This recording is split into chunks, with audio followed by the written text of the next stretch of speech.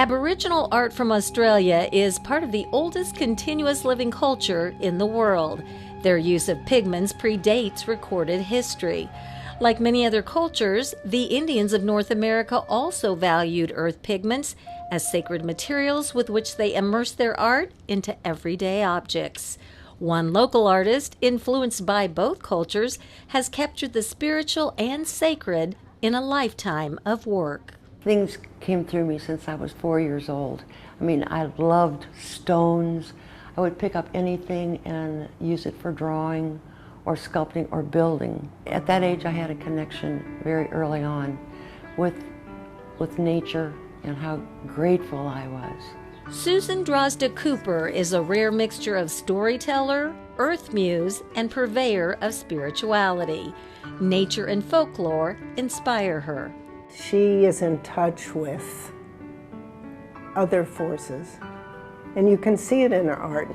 So these are some of the guardians that have taken different forms. The guardian is Zana, carrying on her back her own free spirit of childhood. And this is the soul eye and the mortal eye. And this is the soul eye that really opens you up.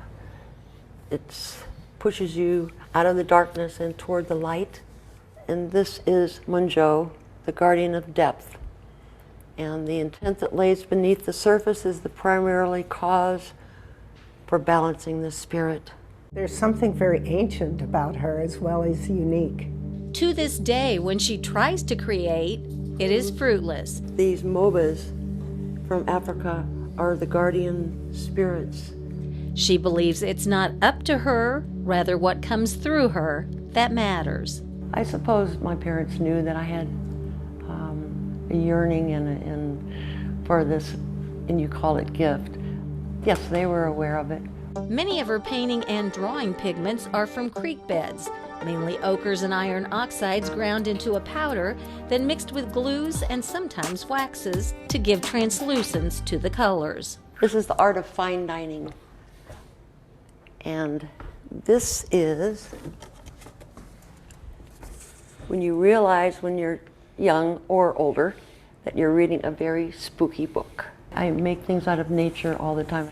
I don't use anything very new. And she creates almost anything: paintings, sculptures, spiritual masks, whatever speaks to her at the time. This is one of my steampunk pieces, which I had great fun doing. This is the profiler. People understand that about my art. And I don't like to categorize it in one category. It could be wood or painting or metal work or anything. Creating is the main thing. When she gets an idea for an art piece, she pursues it diligently. I mean, it's really something. Sanctuaries and guardians are my favorite. The fairy houses that are sprinkled around the yard and the little bear's cabin, the sanctuary of being outdoors and appreciating everything.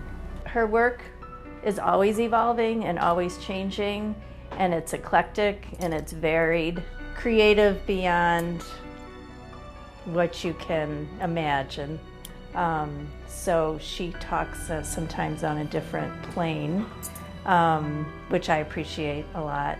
Her close to 50 guardians are a perfect example of that. I was just obsessed with making these guardians. I just started carving and carving and carving and carving. Finally, it ended. And I said, okay, so maybe you'll talk to me a little bit about who you are. Then all of a sudden, they started talking to me. And I was writing and writing and writing. They just came to her, and their different personalities just came to her. The guardians speak to me through me, and I'm just as surprised as anyone else. I just know it's the spirit that comes forth. Susie's work is mystical and magical and full of spirit beyond herself even. I think she must channel some other power or entity to do what she does. She even revamped a log cabin village and called it Susie Town. I chinked a lot. 4,000 bags in a mortar went into a wheelbarrow and reconstructed them and brought the old tobacco plantation down from the hill, reconstructed that, and actually I wrote a play about a log village, and then I found it. So like it was, wow. I better be careful what I ask for because it was a lot of work. When she looks out the window and sees something, she sees something that I don't see, you know. I mean, it's like, it looks like something. And if I study it long enough, I pick up on it. Throughout the years, her artwork has been on display at numerous galleries, but these days she creates closer to home. My very favorite show is when someone comes to the home and just goes, what is this? What does this mean? I feel it.